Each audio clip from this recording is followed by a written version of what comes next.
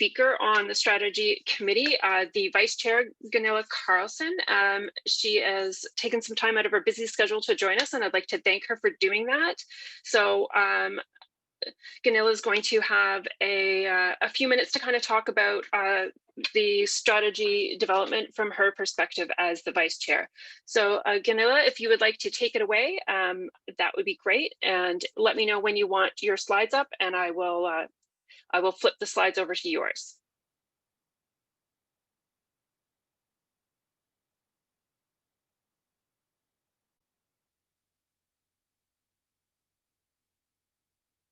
Gunilla, did we lose you? Yes, thank you. And as I said, I had the I have a little bit problem. You have the slides there, don't you? Yes, I have the slides here. Good, good. So then I know that we are all right. I'm just checking in on the slide, so you have them now. It's good. Thank you so much. What I will do is to say hello to everyone. I don't know if you have. Yeah, I think I don't see the slides, but I just wanted to present myself and to say hello. My name is Gunilla Carlson. I'm the vice chair of the strategy committee, and I'm working in tandem with Rico. Unfortunately, he couldn't attend the call today. He is on a medical leave, but he is soon with us again, I hope. And I'm trying to hold the fort together with Tabita Ha, that's with us today, and Yasha. So we are trying to now give you a short opening and present to you this, and hope to have your inputs and questions, because that will help us also in the process.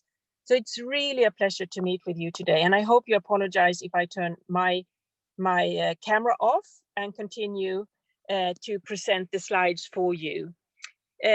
I'm really looking forward to learn from you, as I said, and to hear your priorities.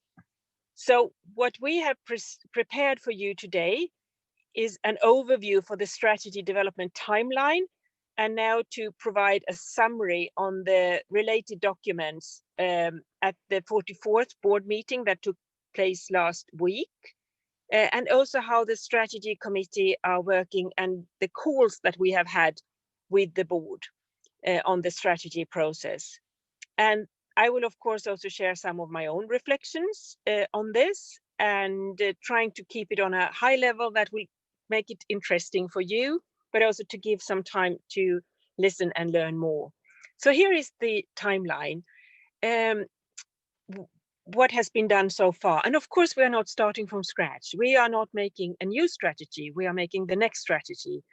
Of course, a lot of events have informed us that we have to adapt to a new, perhaps tougher reality, but the focus remains. We have really to deliver on the 3 diseases, and we are going to build on the experiences and the strength that the Global Fund do have. The impact of COVID has been widely and deep and disruptive, both from a working environment, I would say, on the more direct people that are involved, the board and how we meet, but of course, even more so on the communities that we serve. And I must say that the strategy process has been a little bit hampered about that, so we might come back to that.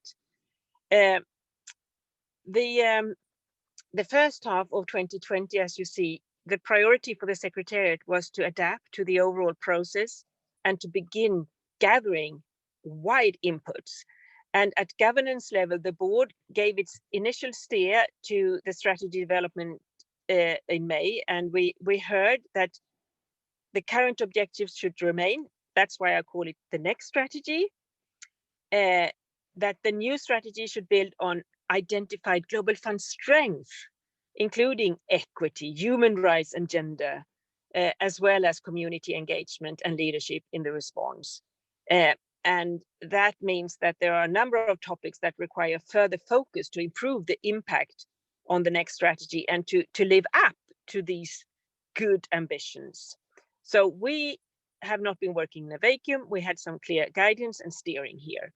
And over Q3, The Global Fund has gathered extensive evidence to be considered in the strategy development, including the SR 2020 and the first round of input from the open consultations. Now, in this quarter, we are currently in the process of facilitating board and strategy committee inputs to the next phase of the process.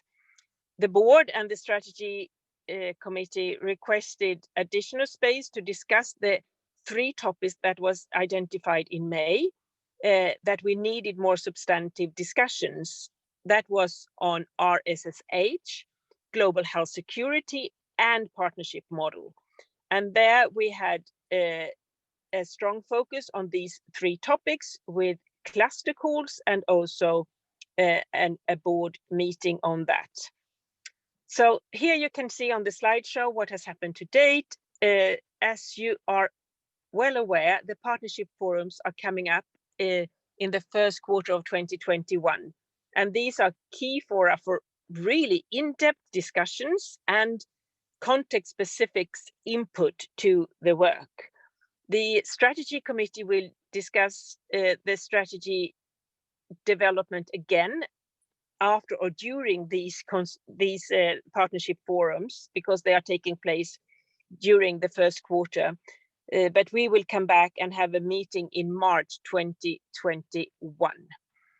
I expect that the strategy committee will recommend a strategic framework for broad approval in June, July, and a fuller strategy narrative will be developed for the board approval later in the next year. We are operating on a kind of a strict timeline. And now I'm really looking forward to that the board could have some substantial opinions on the 3 topics, but also that we can have really good content to go into the partnership forums with, so that we could have good feedback and being informed about not only expectations, but also reality. So that was about the timeline. And then I have this slide. I have in the strategy committee, we have completed a number of calls with the committee and the board on the strategy development. And at our 14th strategy committee meeting, we were asked to discuss the process for gathering broad input on strategy development and share the response. Key takeaways from this, being informed by the SR 2020 TERG position paper, the TRP recommendations, but also that we had the results of the first input of the open and constituency consultations. We have some key takeaways that I wanted to bring out to you. There is an acknowledgement of the emerging alignment on the future of the Global Fund on the 3 topics. The importance of focusing of the areas of convergence, and also, of course, identify the divergence in the strategy process and the strength of the interlinkages between the processes when we discuss RSSH and global health security. And of course, the details will be very important, but I really feel a lot of good engagement and knowledge here from the inputs that we have had. The specific recommendations for the process has been varying from the sequencing of different calls to the need to have a differentiation between strategic and operational changes. And I think this is something that Global Funds constantly is discussing. We have discussed a lot now, I think, the what, but in some parts, I think also the board and different stakeholders need to discuss the how as well. Not necessarily to write in the strategy and to be micromanaging, but rather to share the same know-how on the hows in order to guide also where we need to change direction. So we are in no doubt, you know, I have to state the obvious that these discussions is really focusing on achieving the three diseases aim, to really make sure that that is still the mission and the work that are not yet done with.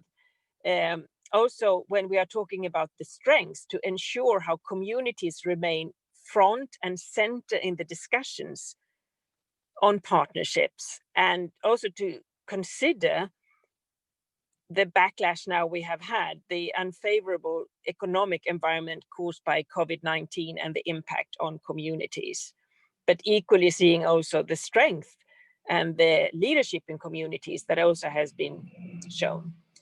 There is a lot of evidence available, and in particular, there is the support for SR 2020 paper.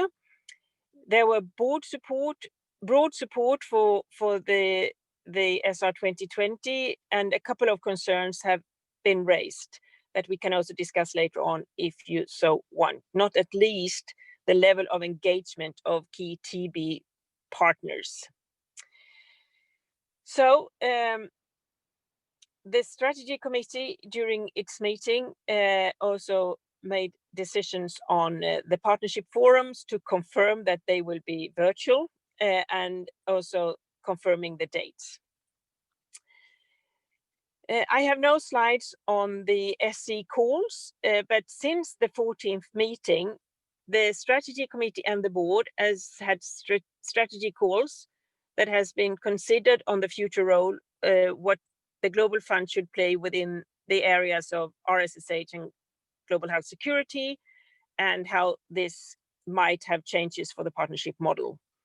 We have encouraged the discussions to recognize a split between the what and the how, as I said before.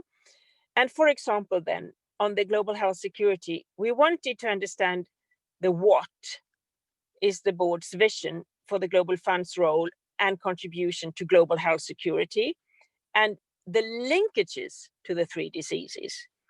Once we have this, we will then also need to understand and discuss the how for the Global Fund, how that should achieve these changes. And there are important strategic decisions in the strategy committee leadership's view that we need to eventually be agreed on to adjust to. The strategy committee and the board has consistently reminded us to consider how the Global Fund's future focus on RSSH and global health security can change the partnership model. And of course, building on this strength will also need that we identify where we have seen where those strengths are not really met to the level that will be needed for the future. And we have our 2020 discussions, as you know, with the strategic objective 2 and 3.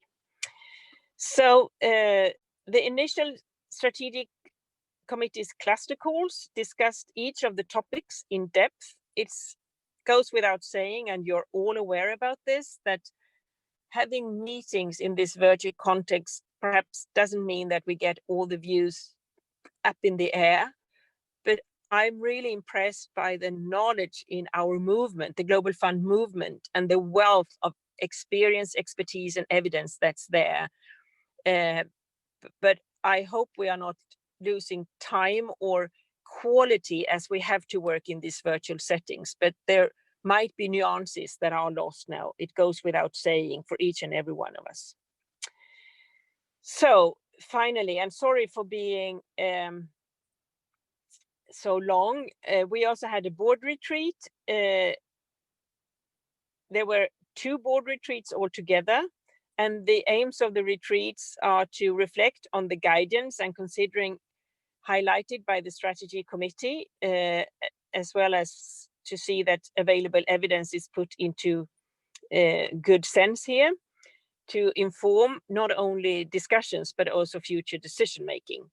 We had to conclude suggested ways forward on the future role on Global Fund on the 3 focus topics. And we have also discussed the wider strategy development topics within in the vision here. So the board retreat are intended to be informal spaces for board members, to share perspectives and priorities, but also to show red lines and to start already at this stage the potential negotiations. We have had a lot of good papers coming in, and they are all gathered to really see different positions emerging. And I think the talks that we have had during the retreats have really helped us. I think, and not at least when I have this opportunity to address you, to note that the decisions on the strategy will not at all be made ahead of the partnership forums. On the contrary, I think the board is still struggling a little bit on, finding the different bits and pieces, but hopefully it will be a good paper coming out so that the partnership forums can be relevant and respond to things. But the space, I should say, is very open for having inclusive and meaningful engagement and feedback to the Global Fund Board, but also to the Secretariat and of course to the Strategy Committee. So I'm really looking forward to these partnership forums. So finally, can you share the slide on the board outcomes, please, on what we had last week? Yes, here it is. And I think you can read yourself, but I would like to conclude with this slide as we are focused a lot on process always, but it's very, very important in calls, not at least like this, that we can talk content. We have had the in-depth discussions on the 3 topics, and there is, as I said, an emergent alignment on the what, on how the Global Fund should focus in these areas. On RSSH, there seems to be alignment that investments should focus on areas essential to ending the 3 epidemics, and that this should be differentiated by country context and priorities. Some, but not all board members suggested RSSH investments to support outcomes in specific adjacent health areas like co-infections and comorbidities. And this, I think, will require more discussion. There was also a fair alignment that RSSH interventions are critical for building resilience against emerging infectious diseases threats, and also increased focus on how we are working with prevention. On global health security, there seems to be alignment that contributions to global health security from the Global Fund should focus on the 3 diseases outcomes and leveraging core Global Fund strength, such as health information systems, community systems, data, responses and engagement, the supply operations, laboratories, and also not at least important health financing. So that is what I think is important to bring up. I might lose a few things here, but perhaps that can be reflected in our discussion. I think I would take the opportunity also to mention that changes in the partnership model, the board has indicated that strategic reorientation is needed in key areas on identifying roles and accountabilities, mutual accountability to strengthen country level technical support and capacity building. We have had very strong discussions on country ownership and what that means and how well, and good examples on how well it can work on country level, and unfortunately also vice versa. The integration of CCMs into national systems, but at the same time, these transition, how it's possible to maintain community and civil society representation. The principles and approach to country ownership has been a very good discussion overall, in my view. And I think it's not finalized yet. On the board meeting, we had a session on strategy development last week. And the board members noted that some of these convergences, and we had again inputs and good statements. I think it came out very clear that a people-centered approach is key, and continued focus on the most vulnerable in order to reach better results.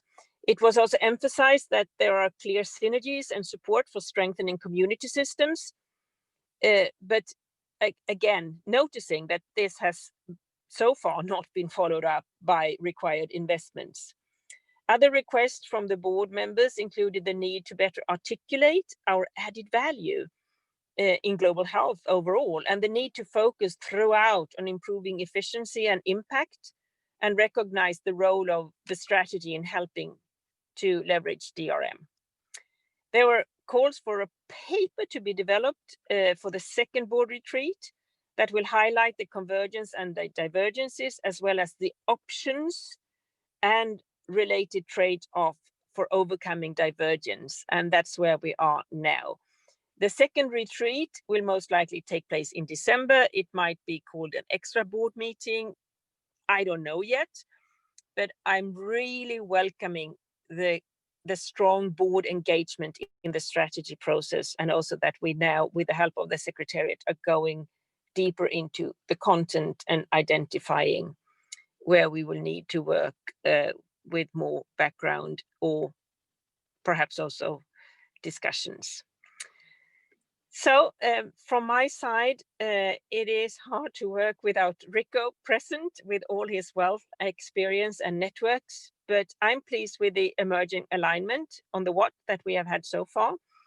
I am aware, as I said earlier to you, that the how needs to be addressed a little bit more thoroughly, and there might be different views between the board and the Secretariat in that regard. We have not yet had the opportunity to focus on the disease-specific strategies, and this will be discussed in more detail at the partnership forums.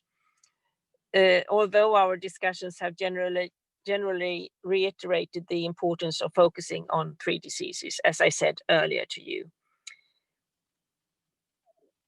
We have, of course, had the COVID-19 and how this has transformed the global landscape. We are being asked about what role the Global Fund should play in the global health architecture, and how will the strategy recognize what the next replenishment will bring, and when will it take place, and where will governments that are facing now very different and difficult economic situations, and how can we make sure that we can add that donors should stay put, but equally also the domestic financing and the need to invest in people's health and well-being all over. Very important issues, and we know that the strategy will serve as a building up for the next replenishment, so it's extremely important. We had very clear direction. It's a next strategy and not a new one, but as the experiences of COVID and the effects on the 3 diseases and key populations, will this mean that we will need to be more disrupted, that we started to work? I'm asking you and myself.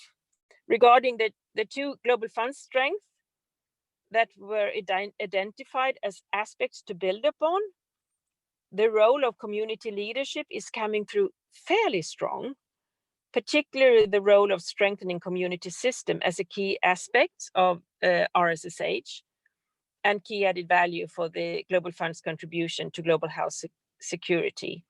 Equity, human rights, and gender have been raised in the discussions, and the need for progress in SO3 is a key recommendation in the SR 2020. But I must say, in transparency and openness, I think it has not come through as much as possible, as much as it should.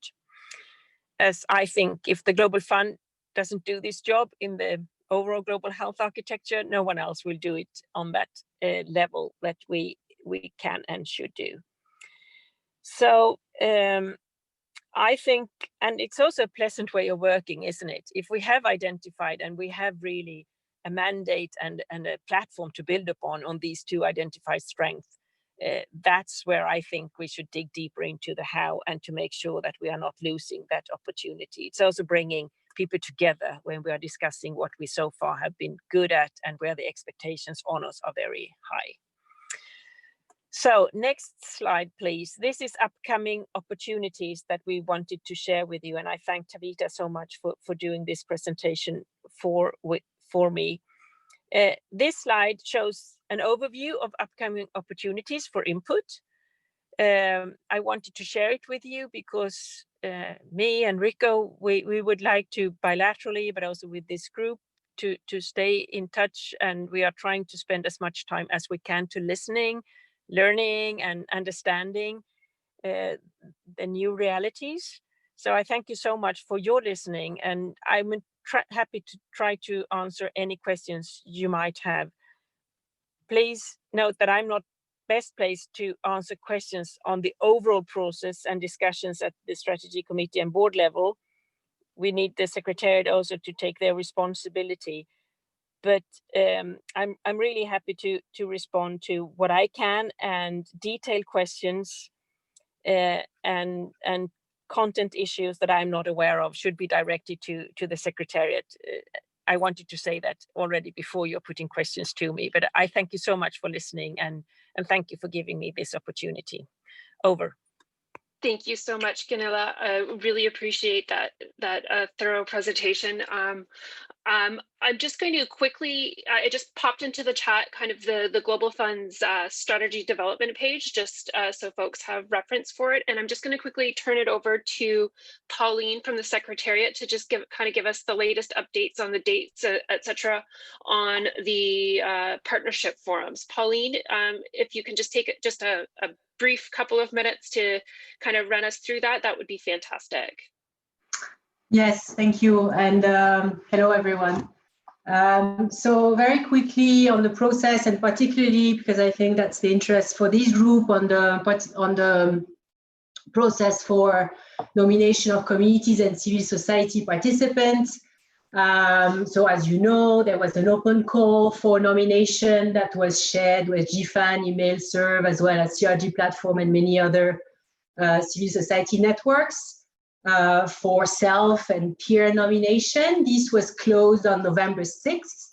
There was a lot of interest. We received several hundreds of self and peer nominations, so thank you for this. So now we'll go through all these nominations and get to a list that meet the target of civil society and community participation for each of the 3 meetings. Making sure that all, like of the best representation, respecting regional, sub-regional balance, but also that, all disease and also communities and groups of population, including youth, young women and girls, representative from communities, from, all the key pops. So we'll get to that list, and if all goes well, then our aim is to inform all confirmed participants of their confirmation by early December. Then coming to the partnership forum, you've seen those dates in all the call for participation and information on the partnership forum. So we have 3 meetings. The first one for ECA and LAC, that would be from 9 to 11 of February, then the second partnership forum for Africa, 17 to 19 of February, and the third one for East Asia Pacific, Southwest Asia, from the 3rd to the 5th of March. Before the first partnership forum, there will be a joint opening on the 2nd of February to be confirmed, and after the third one, there will be a joint closing for all participants on the 15th of March, again, TBC. Those dates of joint and of closing and opening are, still to be fully confirmed. When about the pre-meetings and the civil society pre-meetings, so we are planning 3 pre-meetings for civil society, 1 meeting corresponding for each regional partnership forum, and we anticipate that, that could be spread across 2 half days. The dates of these pre-meetings are to be held between the 18th and the 30th of January. For the participation is still under discussion, but of course that are for those communities and civil society participants that are attending the partnership forum, and we're discussing also how we can, also include additional participants from key groups, including like from GFAN, from the CRG platforms, for to present and to feed the findings from the different consultations. The idea is to have for each pre-meeting a rapidly produced report to act as a resource for partnership forum participants that will be also shared publicly. The exact format of those pre-meetings is still under discussion at the moment, so we'll have more information with more detailed shortly. Over. I don't know if you have any question. I'll try to be short. Thank you so much, Pauline. I really appreciate that. What I think I'm going to do is throw it over to the three delegations to kind of give their a brief synopsis of kind of their thoughts on the strategy development, and then I'll open up the floor to just a couple of questions. Unfortunately, we don't have a lot of time because we also have to cover off the Global Fund board meeting that happened last week. It's a tight call today. So what I will do is ask that if folks are interested in asking any questions to just raise their hand, and we'll go through a few questions, and or you can pop it into the chat, and I will send around a list of questions, and hopefully we can get some answers that way if we run out of time. I'm hoping that folks will be kind enough to give us some answers in writing if we can't get to everyone. So I'm going to throw it over to the delegations, and I think we'll start. Is anyone on from the communities delegation? I just didn't quite see that coming through. Erica or Maureen, are you on the line? I think I'm the only one, actually. Oh, Mick, excellent. Would you be able to kind of speak to the communities? Probably. I also see Erica on the line. Oh, if Erica's here, then she would be the one that would speak. Excellent. Sorry, Erica, are you able to unmute?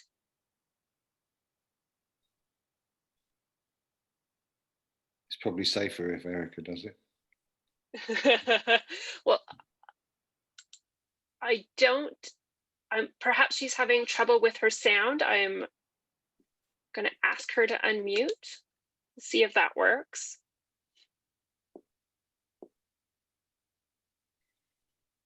I'm not sure. I don't see. I don't think Erica's able to unmute. Mick, would you mind saying a few words? If you're not comfortable, that's fine, and we can always circle back to Erica if we can get her sound working. That's fine. I'm comfortable saying. I think from the communities delegation perspective, generally, we don't share Ganila's optimism of what she presented.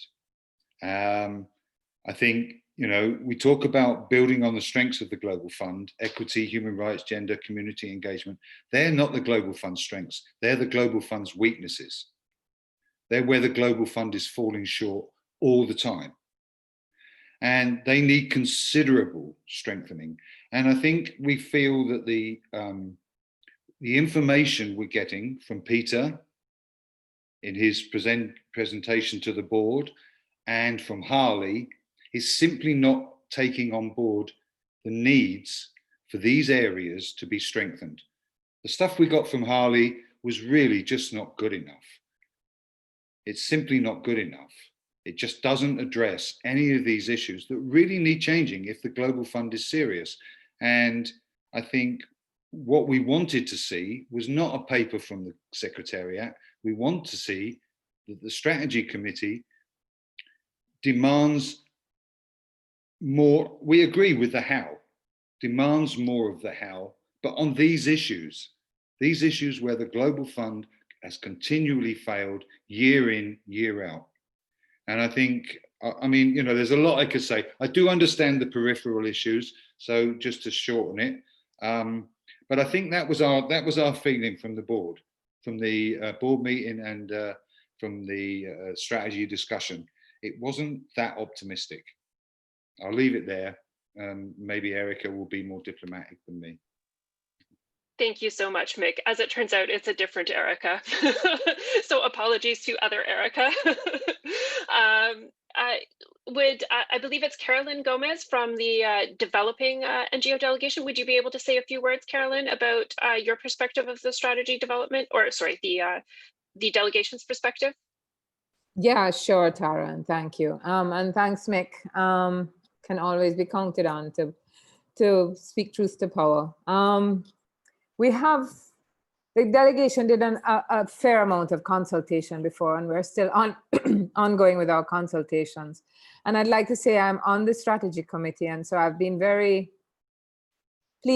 thankful for Ganila's leadership in difficult circumstances, because just as most of the bulk of this discussion started, Rico had an unfortunate accident, and so Ganila has carried it for herself, carried it for the strategy committee by herself. We have our focus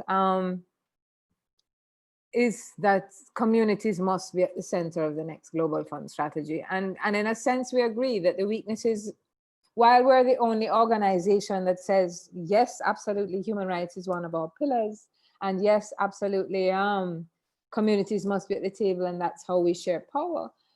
That's been actually the area that we've been weakest in delivering on, as our KPIs, key performance indicators, keep showing us.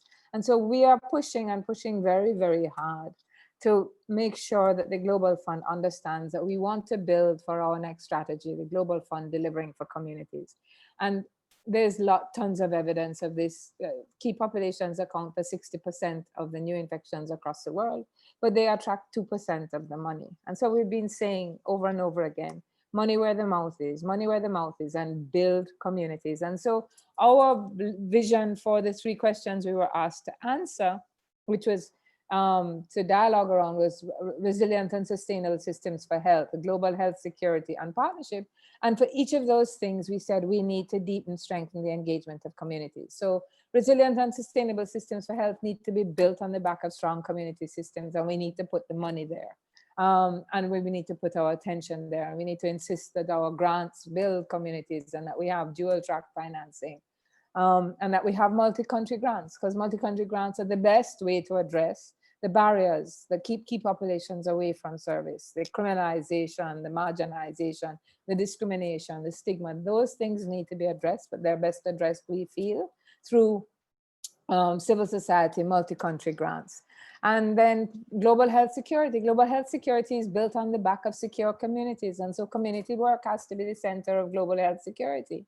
And we make that point in our paper. And the partnerships are not Geneva partnerships. The partnerships are country, regional, Geneva partnerships. And so we need to have a strong laser focus on how do we strengthen our partnerships at the country level, the regional level, as well as the Geneva level. And in that regard, we need to strengthen the CCMs. We need to make sure they're stronger and more integrated international systems.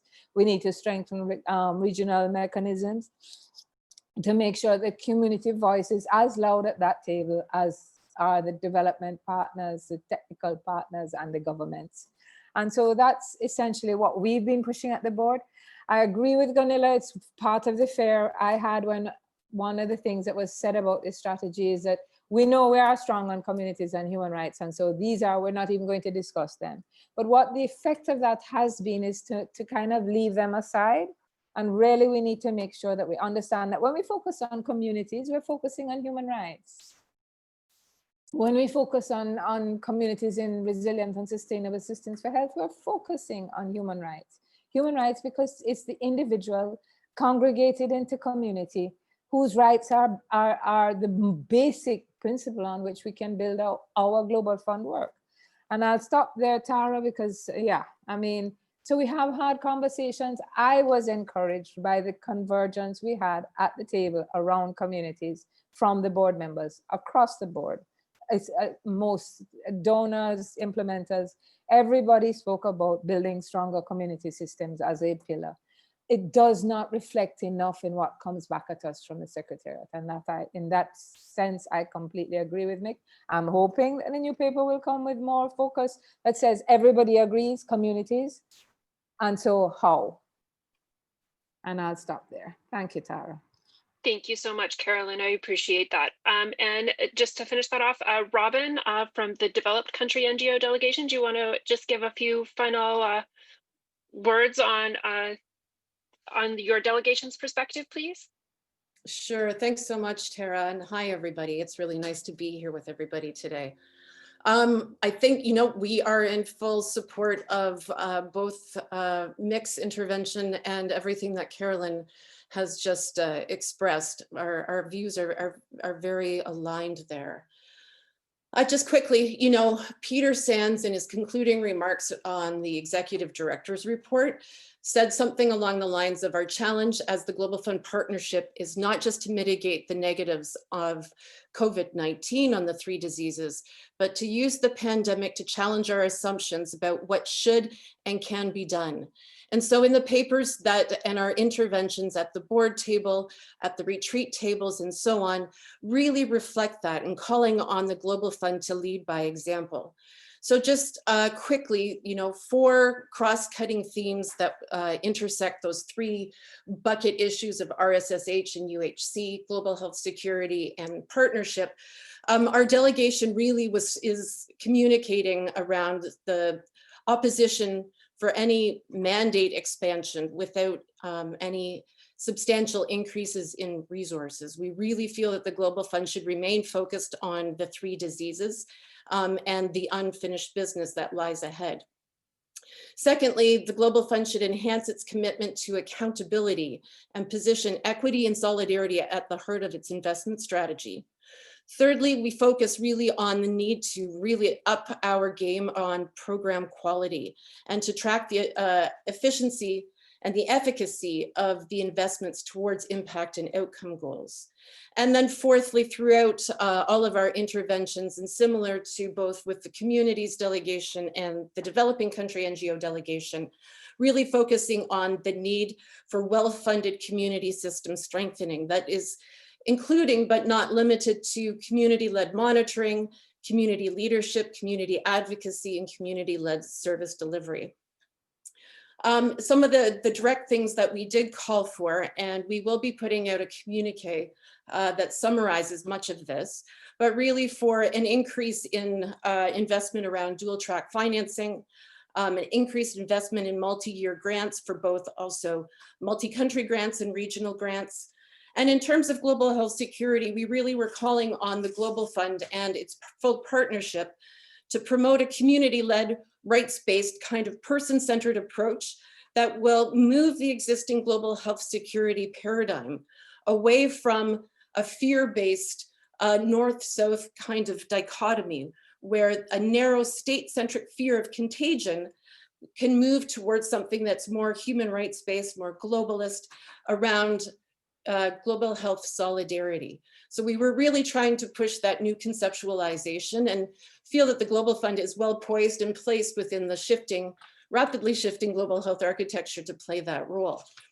In terms of things that we have also been asking for clarity on is around other bucket type issues that we really feel need to be addressed within those strategy development conversations. For example, we feel that it will be very critical to have a discussion around the big bucket issue of financing the response. Within that comes questions of resource mobilization. How are we doing on our investment case, making good on our investment case from the 6th replenishment? Innovative financing, strategic private sector engagement, concerns around co-financing. So all of these 4 issues under the bucket of financing the response, incredibly critical in terms of identifying a strategy that will help to navigate through our significantly difficult and different economic situation across the globe as a result of COVID.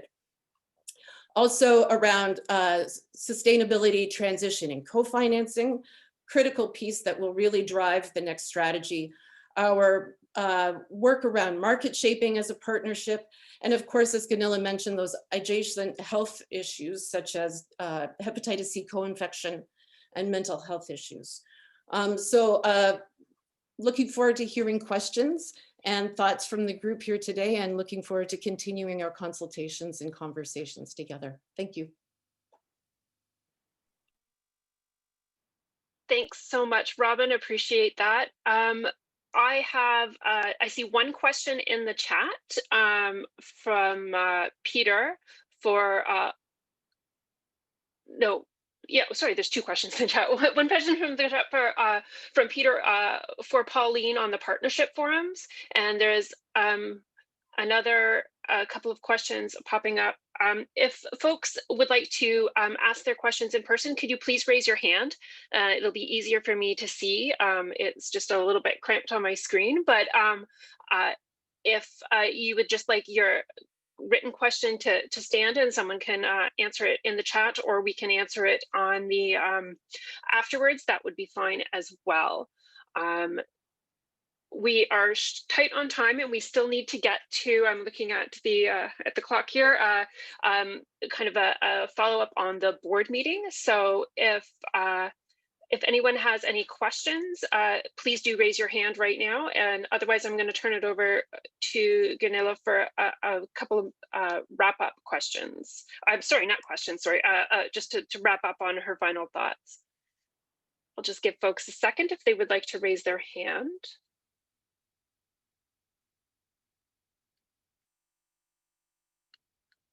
I am not seeing any hands raised, so I am assuming that Anna, did you want to ask your question? Yeah, sure. If we've got time, that would be great. So I was really pleased to hear from Robin saying that we need to be thinking about adjacent health issues such as hepatitis C and mental health. And my question was actually for Gunilla. In terms of global health system strengthening, what do you see the Global Fund's role in strengthening mental health systems? I'm from United for Global Mental Health, and we've been advocating to ensure that mental health systems are strengthened for people living with HIV or TB or at risk of contracting the two diseases. So I just wondered if you have any thoughts on that.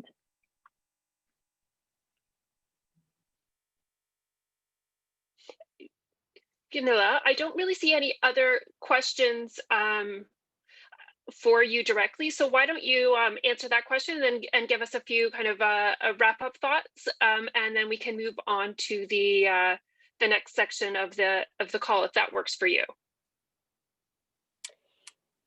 Yes, dear all, thank you so much. I mean, and also to Nick, Carolyn, and Robin.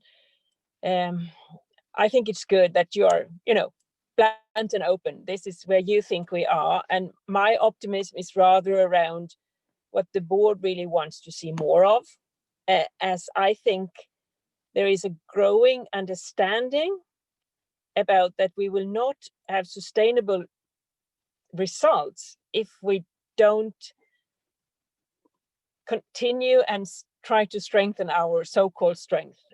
So I thank you so much for being more clear and to call this out. And it's very helpful for me to listen to this and to have the opportunity to prepare together with Tabita and to bring opinions back. On the specific question, I think this is, again, and now I'm talking more from, can I say, a universal trend that we are seeing all over the world. Investments in health and well-being for people it's good. And we have learned a lot from the Global Fund that we will not have this global good if we exclude people, because we still see so strong barriers for access to health and rights that will jeopardize the whole concept of universal health coverage, but equally also to make sure that we have health systems for all that can also help in situations of, for example, pandemics. And I think now that and that's why I'm optimistic about this strategy process. I think there is a growing understanding, not at least on the role of communities. And if we bring a people-centered approach and listening in and understanding what can drive changes, but equally also accountability. We have an untapped resource in the model of the Global Fund. We're doing what we are supposed to do, investing more in communities, and hence also addressing, I think, questions around what we sometimes call quality of care, to make sure that we have a people-centered approach, where the growing need for work with prevention, but also realizing mental health stress, mental health issues. I think this is a very good, can I say, an opportunity without expanding the mandate for the Global Fund, but really to bring this to not only illustrate what we mean with people-centered approach, but equally being able to make sure that that is part of the national plans, of the investments that needs to be done.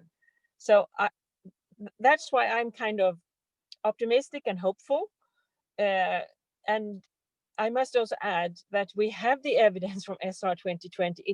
It's black on white, where we have a little bit not fully lived up to what we promised in the previous strategy. So I hope you can continue to help pushing and being very outspoken, as we just heard. And I thank again, Carolyn, we have a lot of good collaboration in the strategy committee. Time is against us sometimes.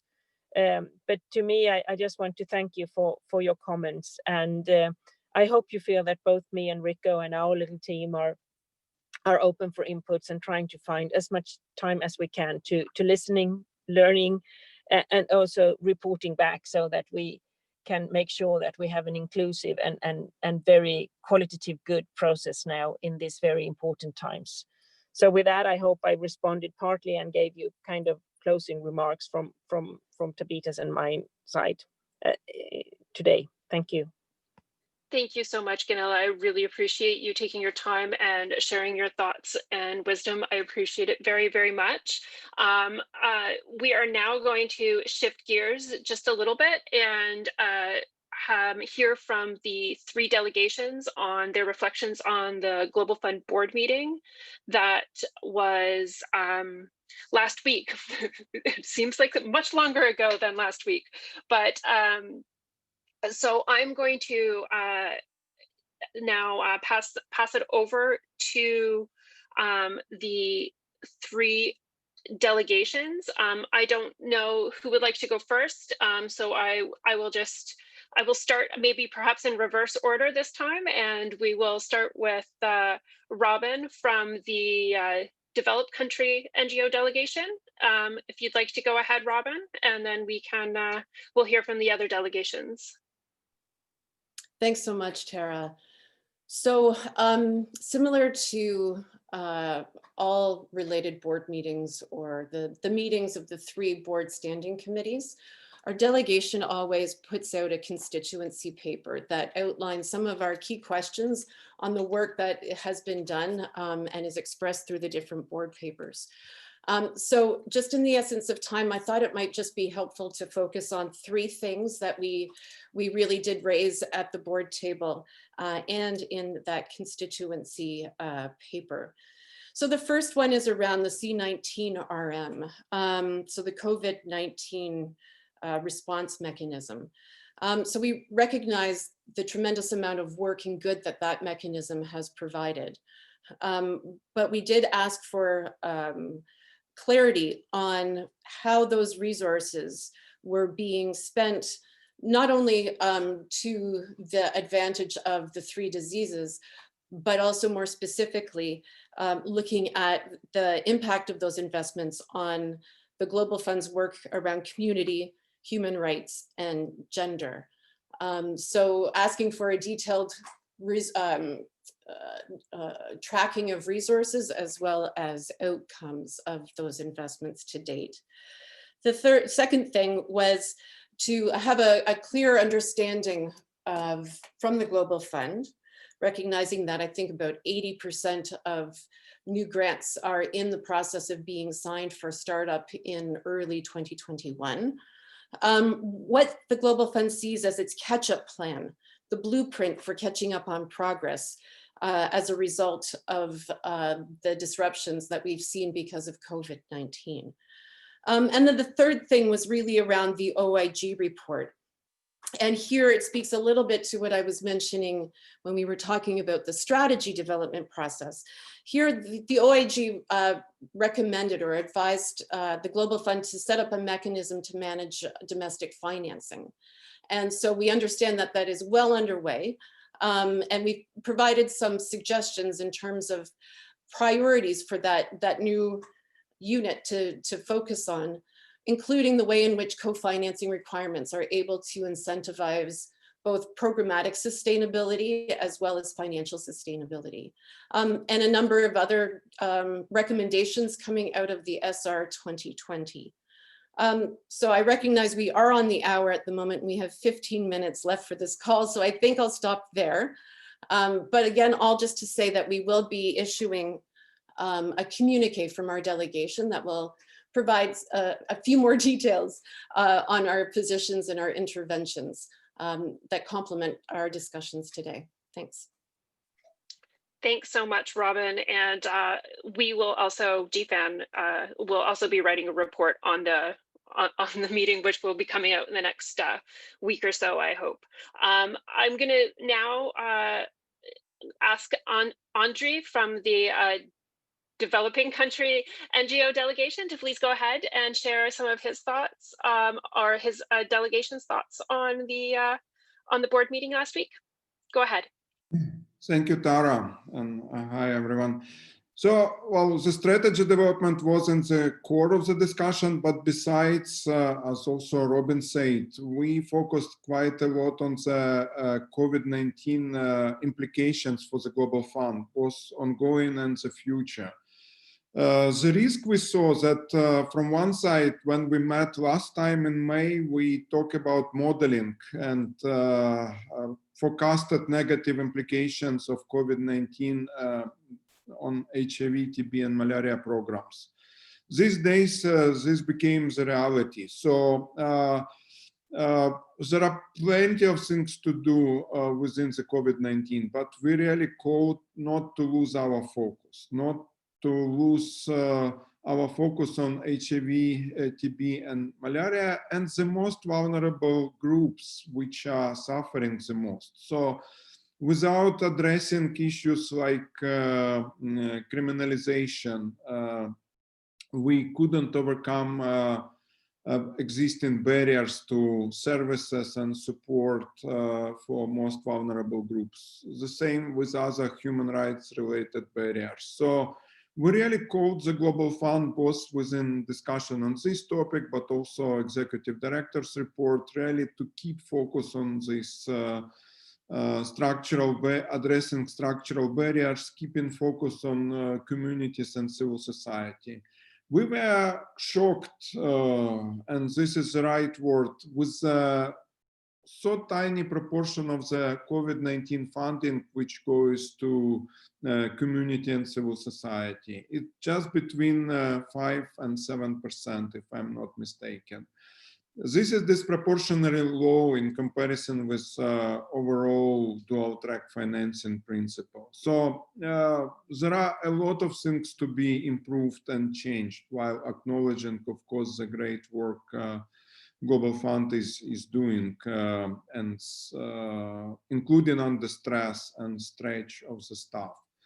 Another big thing we share it with the board and would like to share with you is a concern that COVID-19 actually kicked off civil society and community representatives from a number of CCM critical decisions.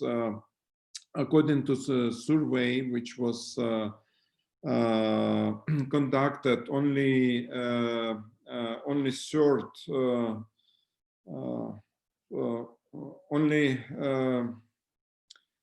only third of the respondents reported that they fully engaged in the decision making around this.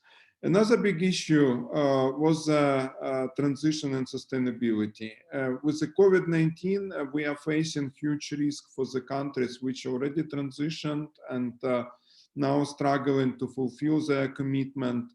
and with countries which are about to transition. So we also call Global Fund to put on hold any transitioning without deeper analysis of the implications of the transitioning on the country's economy, which might be sliding down, as well as funding commitment, especially ability and willingness to sustain the key population services.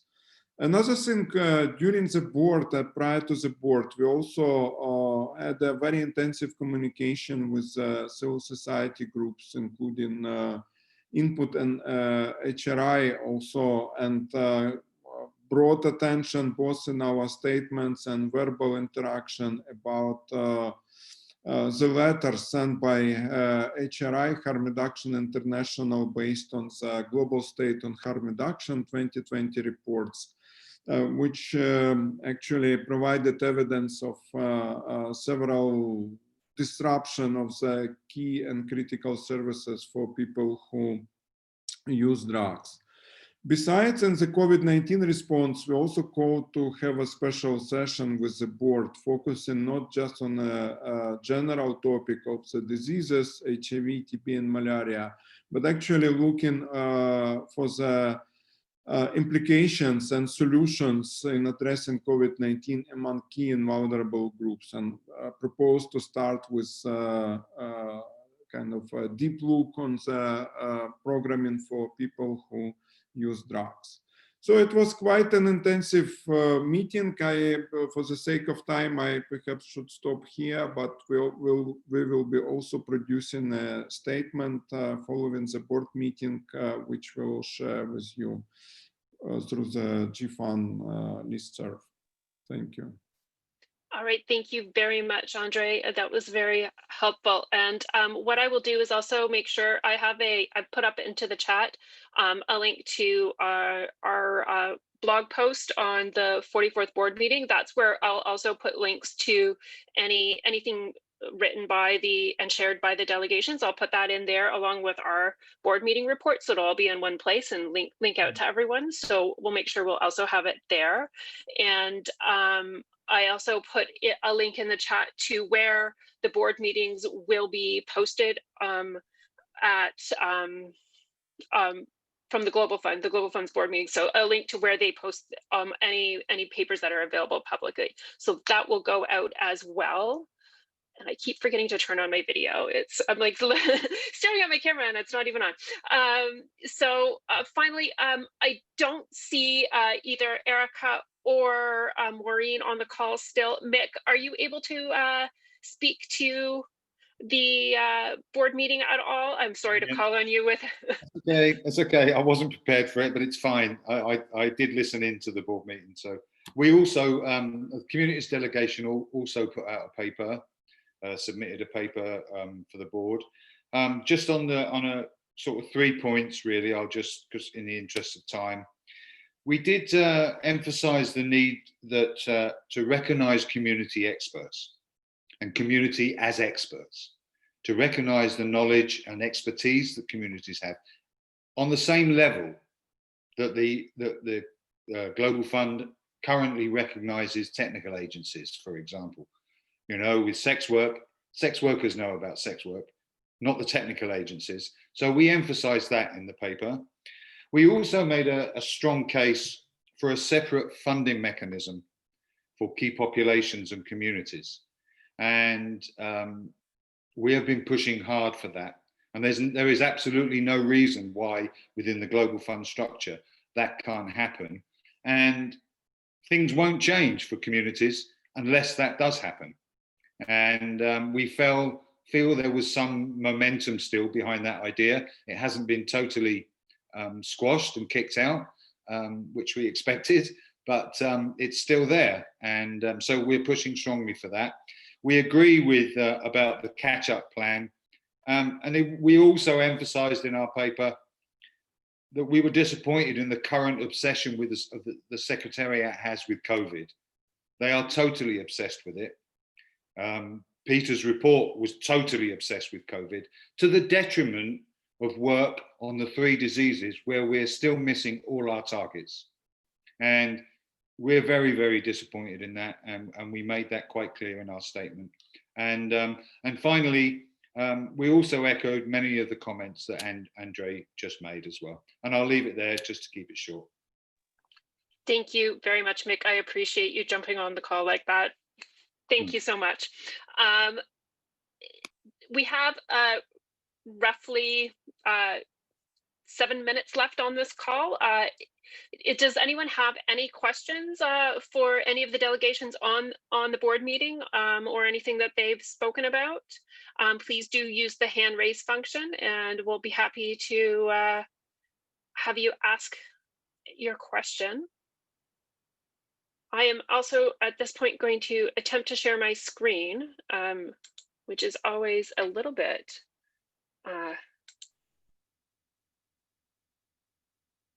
there. And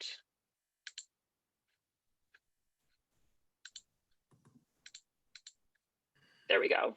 And of course, now I can't see if anyone's asked questions.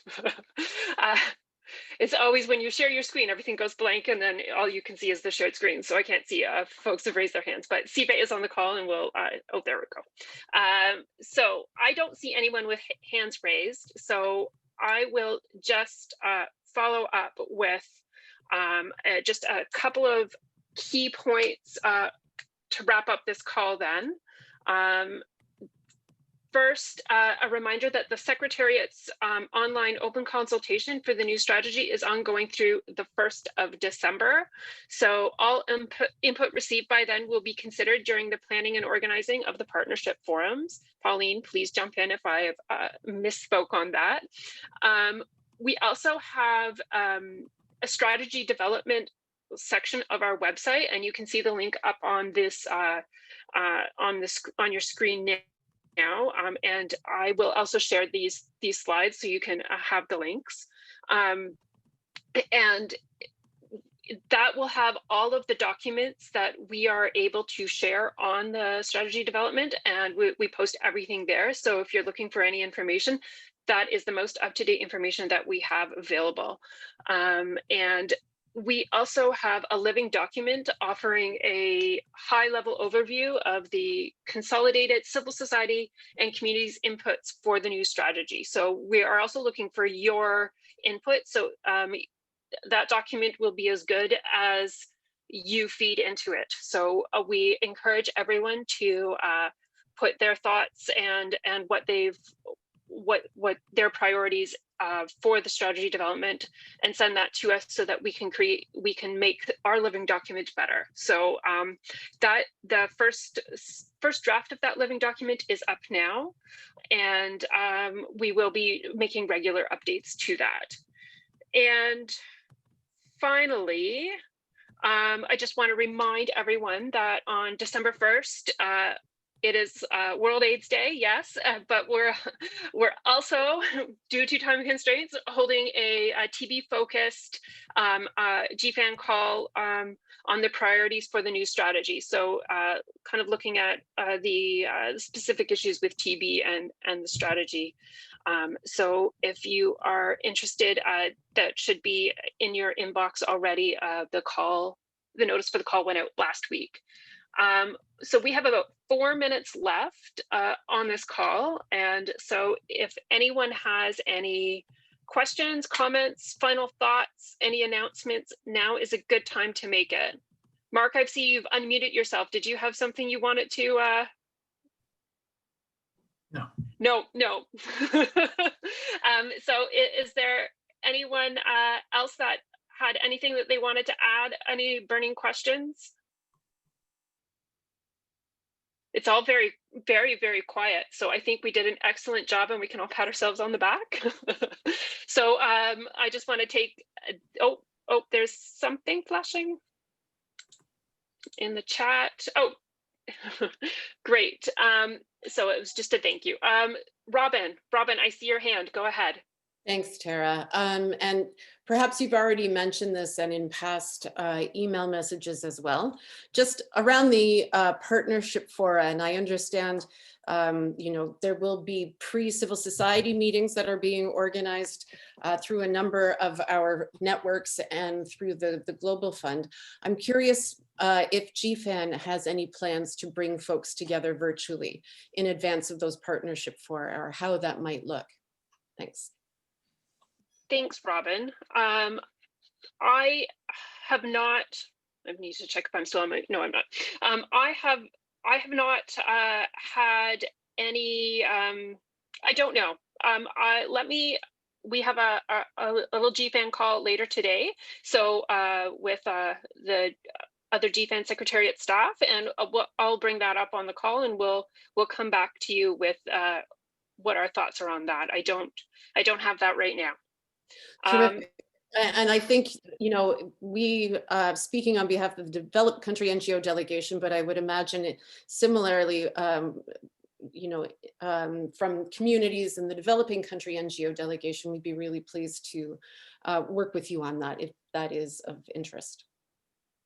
Thank you, Robin. I appreciate that.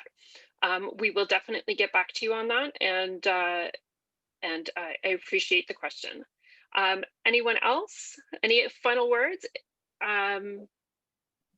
If not, oh, Peter, did you have something you wanted to add?